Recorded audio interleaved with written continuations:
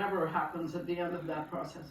I only have like $1.30 left. Let's see if we can do it. This is because China wasn't the only issue. I just want to do one quick go around on the issue of Venezuela.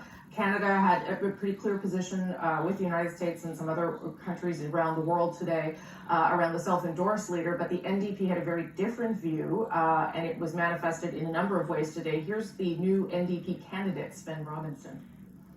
It is shameful that the government of Canada and Justin Trudeau is lining up with Donald Trump, with the authoritarian thug Bolsonaro, the president of Brazil. Bullshit. And is in fact recognizing a coup.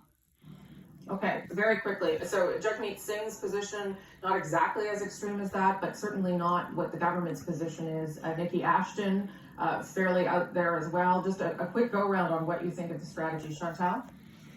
I was curious to see that the candidates and MPs now speak before the foreign affairs critic or the leader on a major foreign policy issue. And I do note the distance between the official statement from Singh and those statements we just heard. And to me, that suggests that maybe the position within the caucus that we have heard from Sven Robinson is not as unanimous or as strong as what he expressed. Andrew. That maybe leadership politics already rearing its head in the NDP ranks.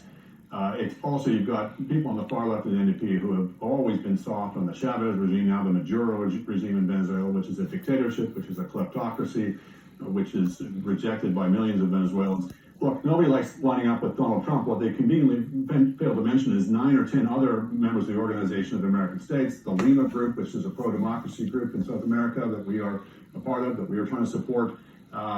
This isn't lining up with Donald Trump. This is lining up with the pro-democracy forces in that region. Eric, quickly.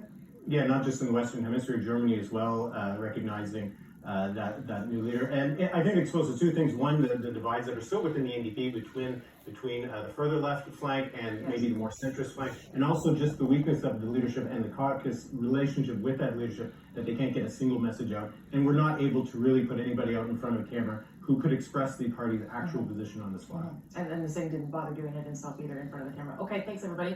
Before we go, be sure to subscribe to At Issue the podcast, extra content.